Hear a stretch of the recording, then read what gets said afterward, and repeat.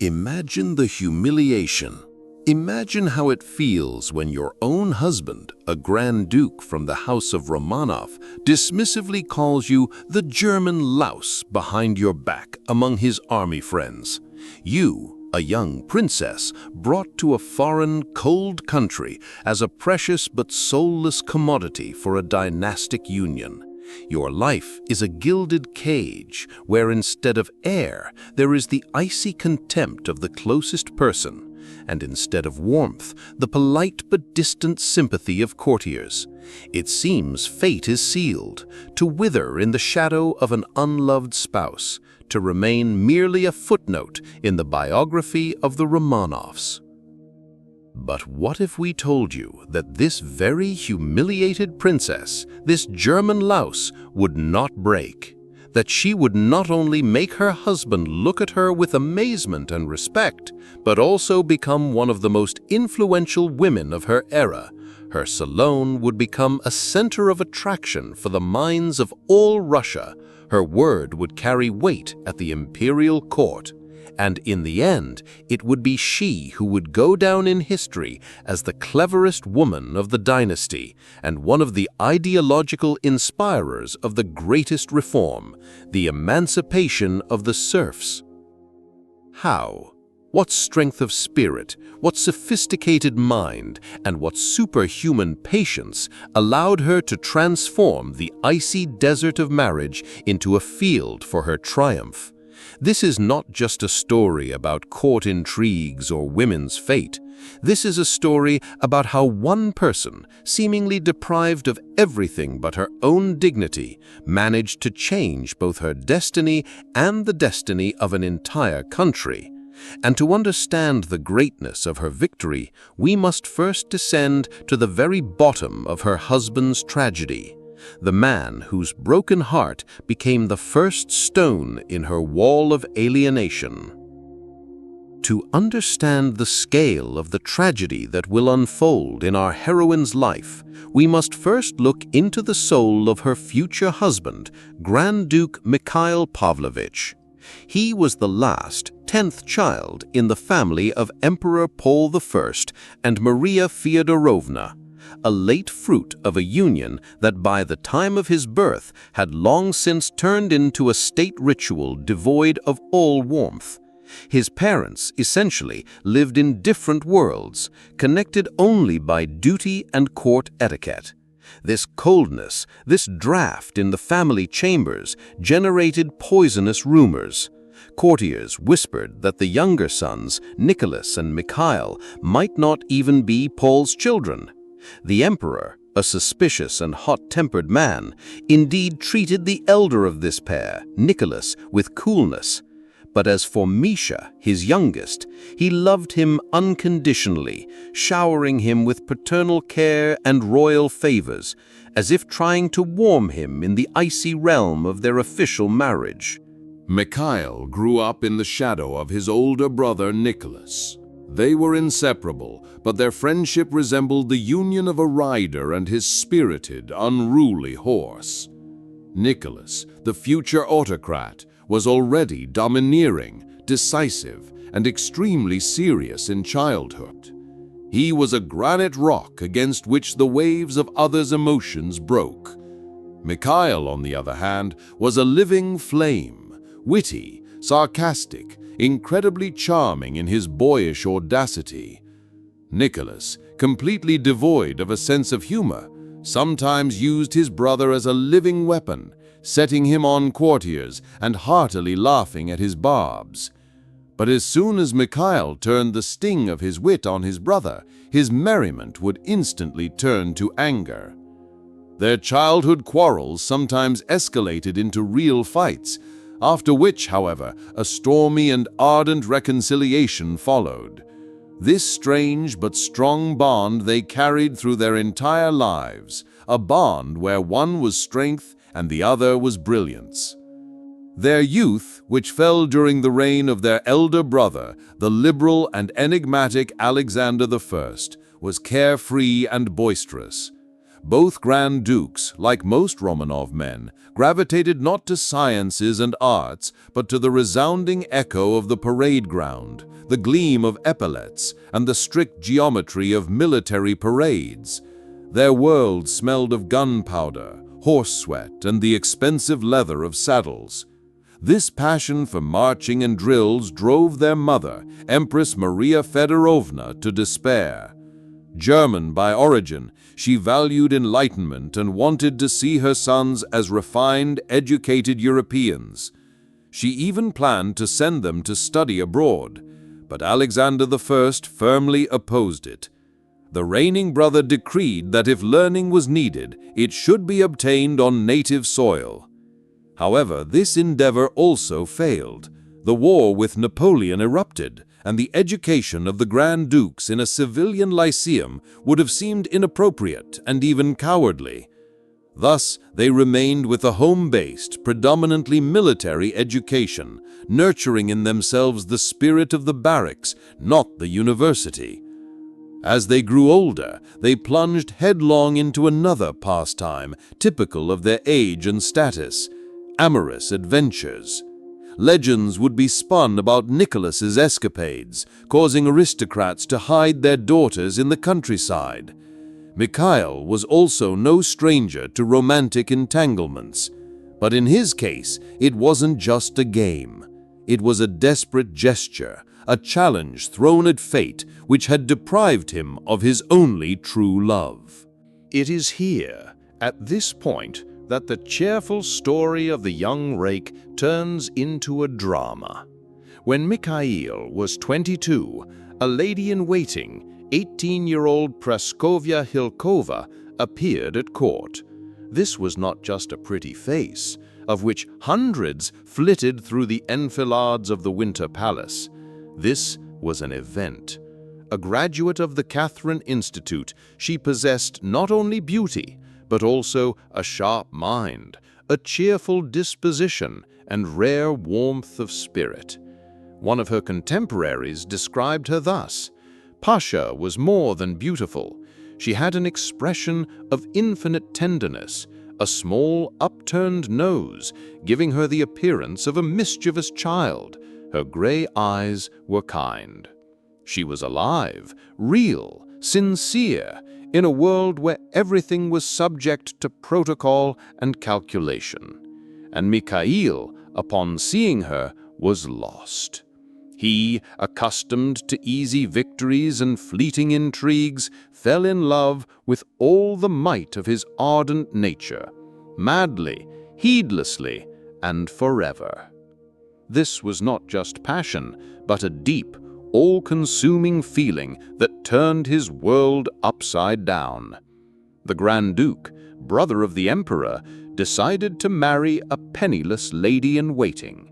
By the standards of the time, pure madness, a challenge to the entire system on which the empire rested.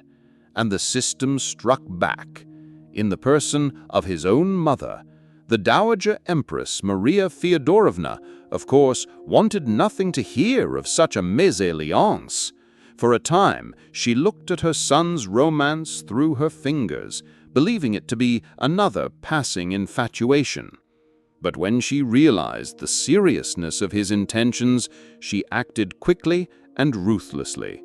She did not shout or threaten her son. She found a weaker link.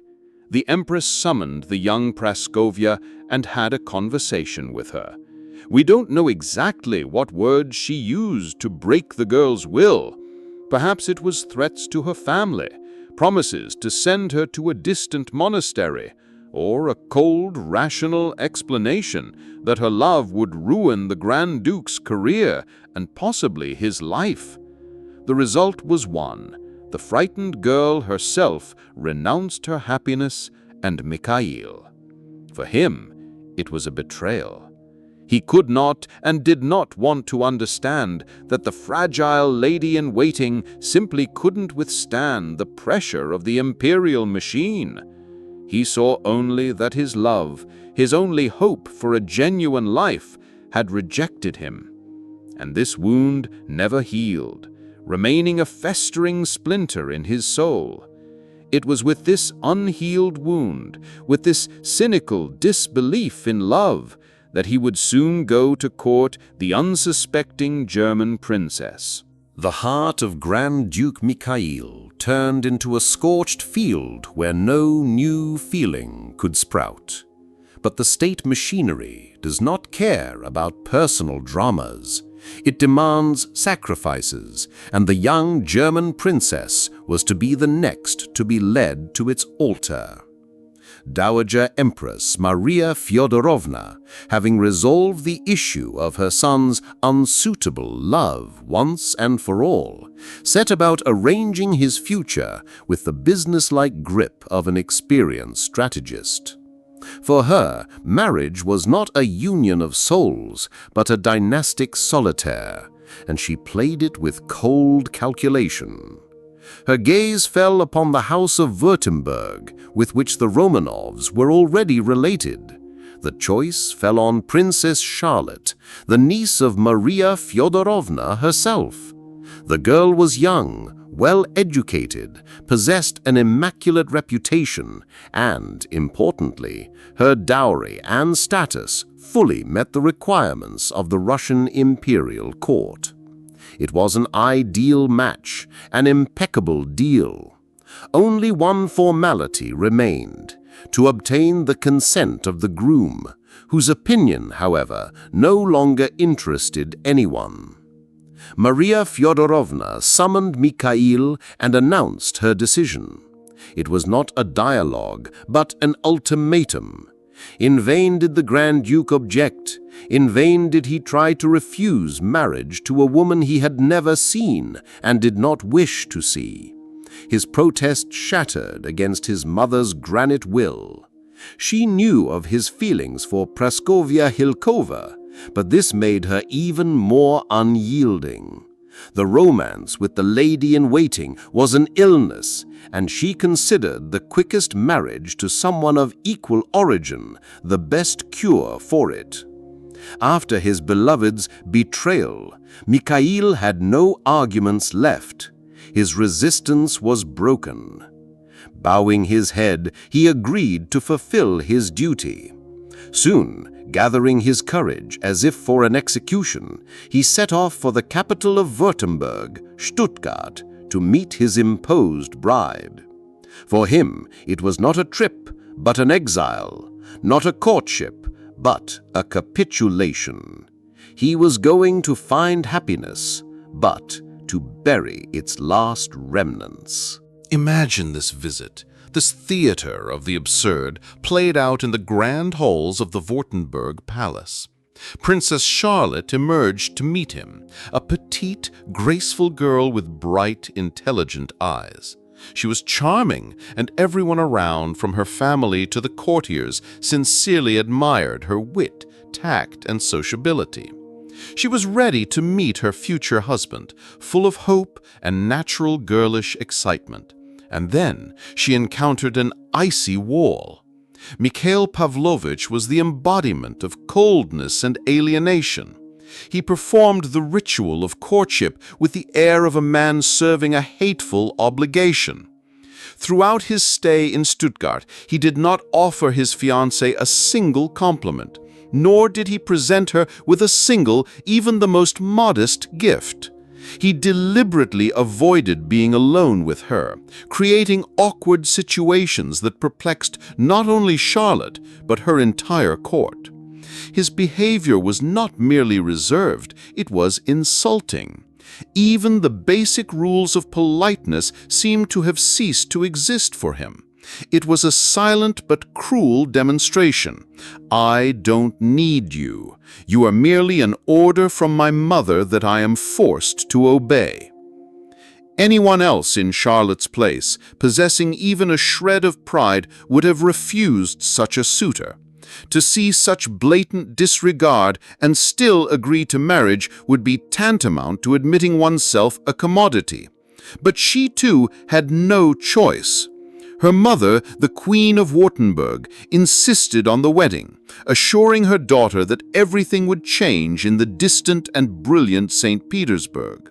She whispered to her that the fiancé's strange behavior was merely shyness or stress, and that in time his heart would thaw. Of course, behind these persuasions lay sober political calculation. An alliance with the Romanovs was incredibly beneficial for the small German kingdom. The daughter's fate was a stake in a big political game, and Charlotte, like Mikhail, submitted to duty. Having made the official proposal and received consent, the Grand Duke immediately, as if fleeing the scene of a crime, left Stuttgart. He did not even deem it necessary to accompany his bride to her new home. Instead, wishing to postpone the hateful moment of the wedding, he made a huge detour and visited his brother Constantine in Poland. He stayed there so long that his demonstrative delay even infuriated the Iron Maria Feodorovna. She sent her son an angry letter with a categorical order to return to St. Petersburg immediately. He had to obey. Soon after Mikhail's return to the Russian capital, his bride also arrived. And here, something happened that only exacerbated the internal drama. St. Petersburg was conquered. The young, friendly, intelligent, and charming princess immediately pleased everyone. Society, sophisticated and capricious, found her delightful. She knew how to find a kind word for everyone, carried herself with dignity but without arrogance, and her natural charm melted the hearts of the sternest dignitaries. She pleased the emperor, the empress, the entire court. The only person in the vast empire who remained deaf to her charm was her own fiancé. Charlotte's beauty and intellect could not break through his icy shell. Seeing his undisguised dislike, the princess, driven to despair, committed an unheard-of act. She went to Maria Feodorovna and asked to be sent home to Württemberg. But the mousetrap had already snapped shut. The empress assured her that the Grand Duke was simply nervous and that after the wedding, everything would surely improve. Ultimately, the wedding took place. But it was the apotheosis of alienation. Emperor Alexander was unwell at the time, and it was deemed inappropriate to arrange lavish celebrations. Therefore, the wedding took place in a field church, hastily set up in one of the rooms of the Winter Palace next to the 6 sovereigns' chambers. No balls, no receptions, no loud congratulations. A quiet, modest, almost secret ceremony. Charlotte of Württemberg accepted orthodoxy and a new name, Elena Pavlovna.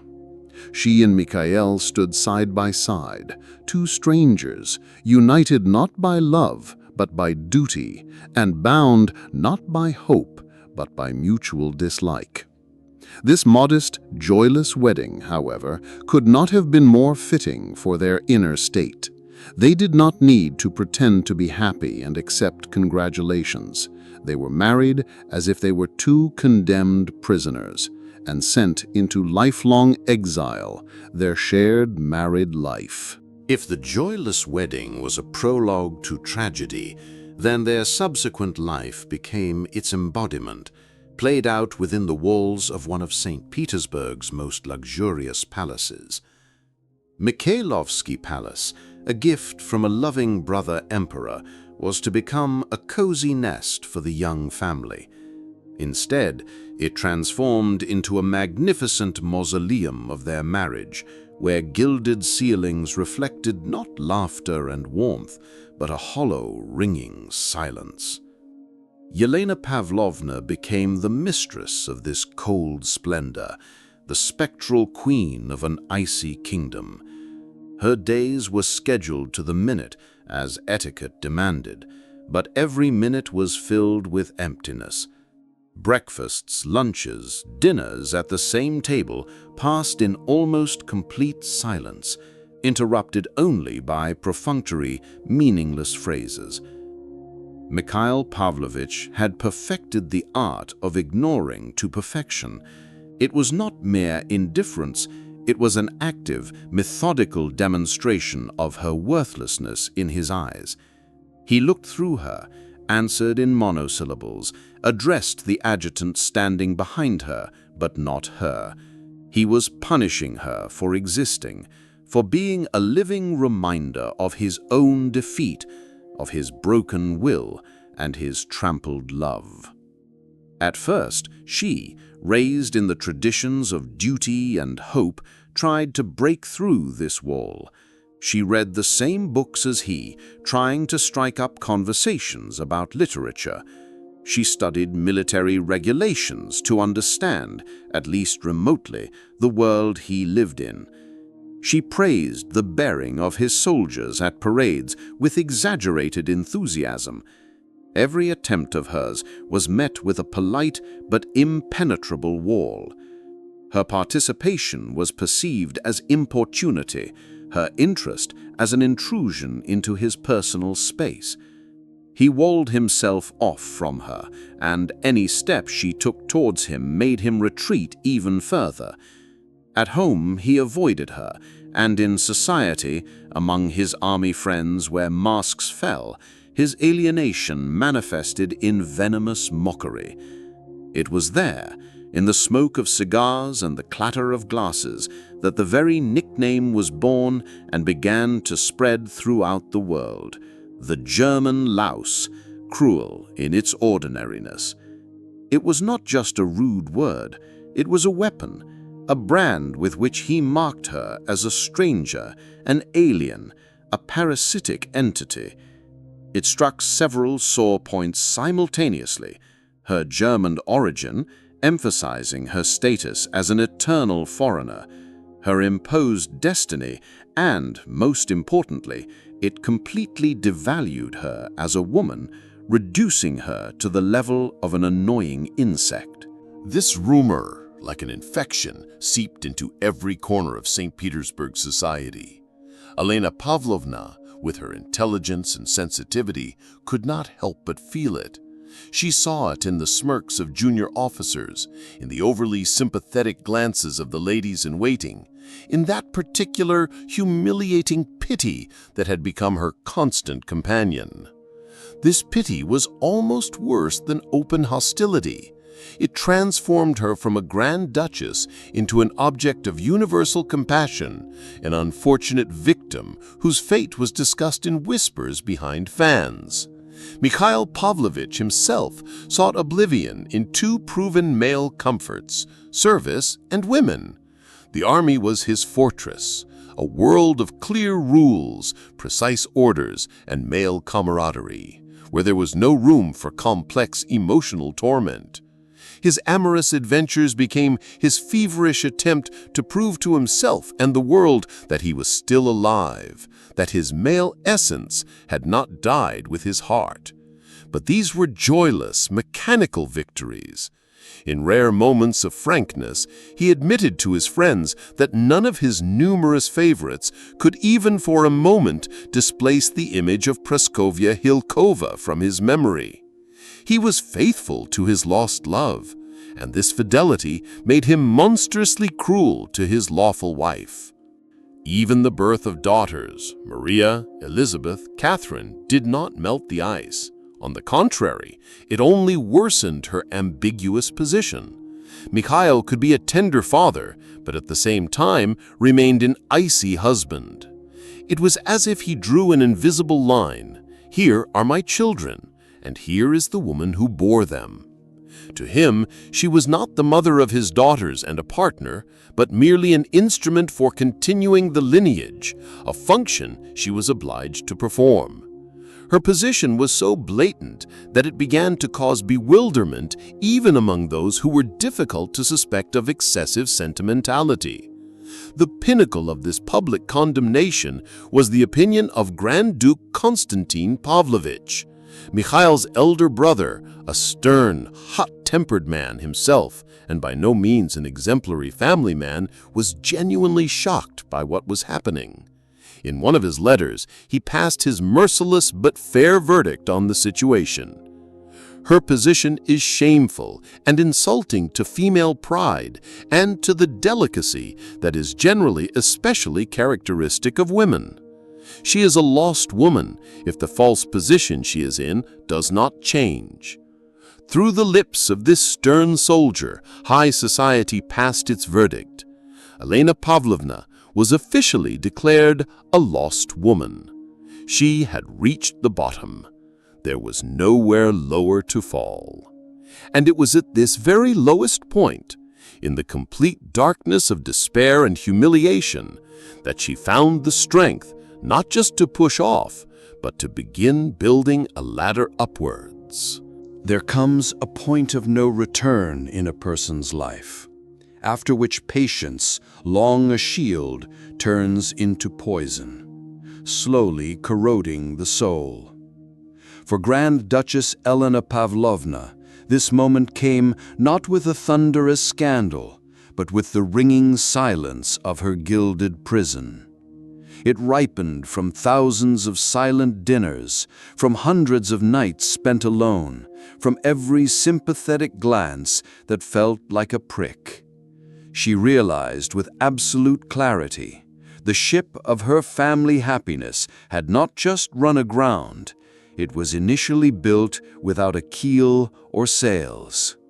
To wait for love from Mikhail Pavlovich was like trying to ignite a fire from the wet ashes of his memories. His heart was occupied by a phantom, and there was no room left for a living woman. She had played by cruel, imposed rules for years and consistently lost. And then, in the depths of her despair, she made a decision that changed everything. If you cannot win a game imposed upon you, you must create your own. It was not a rebellion, but a quiet revolution of consciousness. She stopped being a supplicant for love and decided to become a conqueror of respect. Her arsenal became not feminine wiles, but the only thing no one could take away from her, her magnificent, disciplined, and knowledge-hungry mind. She stopped seeing her home, the grandiose Mikhailovsky Palace, as a symbol of her humiliation. She looked at it through the eyes of a strategist and saw in it the ideal stage for her future triumph. She began to act methodically, like a commander preparing for a decisive battle. The first step was to change her circle of acquaintances. She began to invite not only the highest aristocracy, whose conversations were limited to discussing balls and court intrigues, but also people of a completely different caliber.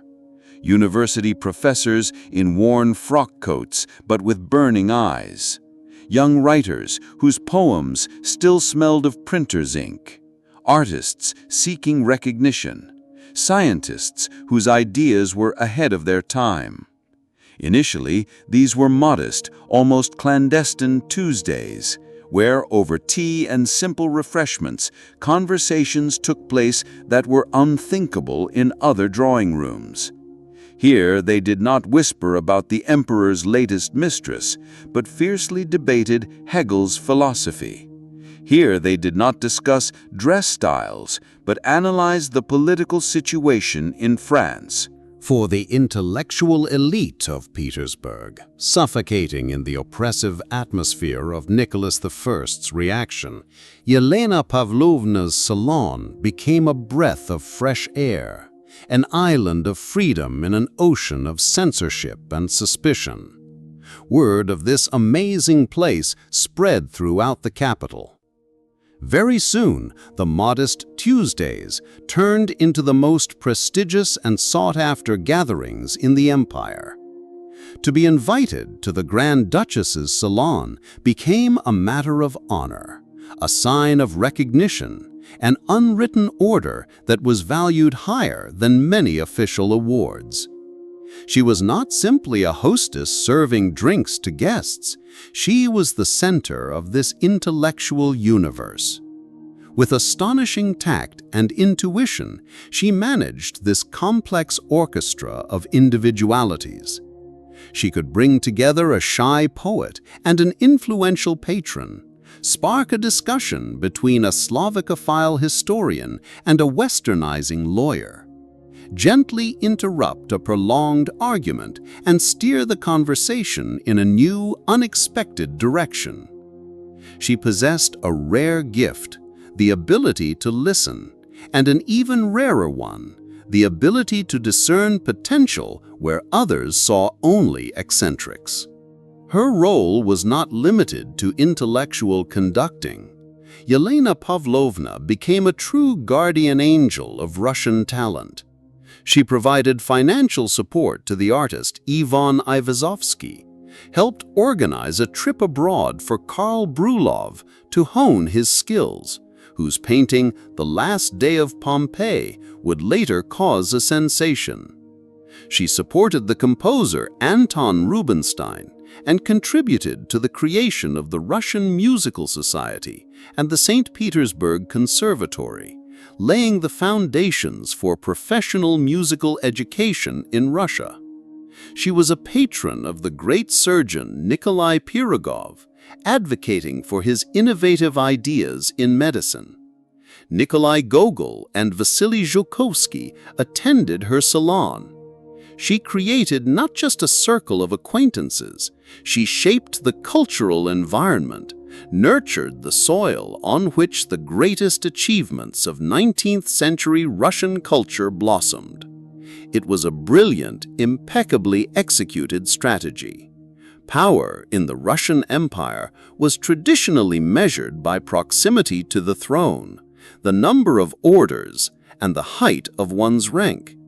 Elena Pavlovna introduced a new, inconvertible currency: intellectual and moral authority. Her court, the court of wit and talent, became a real force to be reckoned with. An opinion expressed in the Grand Duchess's salon was discussed in ministries the next day. A project that received her approval had a higher chance of success. She became an informal center of influence, and alternative pole of attraction. Naturally, this could not go unnoticed at the Grand Court. The wife of Nicholas I, Empress Alexandra Feodorovna, a pious woman but lacking the intelligence or broad outlook of Elena Pavlovna, viewed her relative's activities with a mixture of bewilderment and jealousy. She expected to see in her a submissive companion, but got a brilliant rival. Elena Pavlovna's salon was livelier, more interesting, and intellectually richer than the official receptions at the Winter Palace. Elena Pavlovna did not seek conflict. She was too intelligent for that. But the very fact of her triumph, her transformation from the German Louse to the cleverest woman in Russia, was an unspoken reproach to the entire system. She did not depose any ministers or participate in conspiracies. Her victory was subtler and more elegant. She did not become a happy wife, but she became Grand Duchess Elena Pavlovna, a woman who created herself and made an entire empire speak of her with admiration.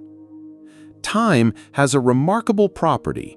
It not only heals wounds, but also changes perspective, making us see familiar things in a completely different light. Grand Duke Mikhail Pavlovich, who had lived for years in the cocoon of his old resentment, could not fail to notice the changes happening to his wife. Or rather, he could not fail to notice how the world's attitude towards her had changed. The woman he considered merely an annoying obstacle, an empty space, had transformed into one of the most influential and respected figures in St. Petersburg. Her name was spoken with a sigh, not only by poets and artists, but also by serious statesmen. Her opinion on one issue or another was passed from mouth to mouth and sometimes reached the emperor himself. He saw how the most brilliant minds of the era sought her company, how foreign ambassadors considered it an honor to be received in her salon. She was no longer just his wife. She had become Grand Duchess Elena Pavlovna, an independent entity, a bright star in the political and cultural firmament. This was staggering. He, a man of military disposition, accustomed to a clear hierarchy where everything was determined by rank and origin, encountered a phenomenon that did not fit into his worldview. Her power was intangible. It was not based on regiments and cannons. Her strength lay in her intellect, tact, and irrefutable moral authority. At first, he probably regarded her activities with condescending irony, considering her salon another feminine whim. But years passed, and the whim turned into the most authoritative institution, and his wife into its permanent leader. He began to listen to what she said. He began to notice the dignity and brilliance with which she conducted herself in society. He saw that she never complained, never blamed him, never tried to evoke pity. She simply created her own world and became its queen. Gradually, very slowly, the ice in his heart began to crack. Contempt gave way to surprise, surprise to curiosity, and curiosity to reluctant but sincere respect. He suddenly saw beside him not the German Louse, but a strong, extraordinary personality who had managed to withstand his years of icy pressure, and not just withstand it, but flourish. Perhaps one day he looked at her truly, without the filter of his old grievances, and saw the very woman whom all of St. Petersburg admired. A woman who was intelligent, graceful, full of inner dignity. And he realized how monstrously unjust he had been to her all these years. It was not a flash of passionate love, no. His heart still belonged to a phantom from the past. But in the scorched earth of his soul, a place appeared for a different feeling, for deep, respectful admiration for a woman who turned out to be incomparably stronger and more significant than he could have imagined. Their relationship began to change. He stopped avoiding her. Their conversations at dinner became more substantial. He began to consult her on some matters, valuing her insightful judgments. The atmosphere in Mikhailovsky Palace changed from icy to cool, and then to relatively warm. This transformation was so striking that observant contemporaries immediately noticed it. One of the most insightful memoirists of that time, Darya Fickelmont, recorded a surprisingly accurate observation in her diary. She wrote of Elena Pavlovna, "She spent several agonizing years here, at times very bitter. Now she has returned from a trip to Germany. Her husband met her with joy and even with love. Consequently, her confident, almost triumphant demeanor in this case is entirely natural. What else in the world can contribute to greater self-confidence than genuine marital contentment?" Fickelmont grasped the essence. Elena Pavlovna had won. She had not begged, but earned her right to happiness and respect. Moreover, some contemporaries noted that the Grand Duchess not only managed to get along with her husband, but thanks to her wit and tact, firmly took him in hand. The stern and hot-tempered Grand Duke, the terror of his subordinates, turned into a compliant spouse at home, with evident pleasure submitting to the will of his intelligent wife. He began to be proud of her.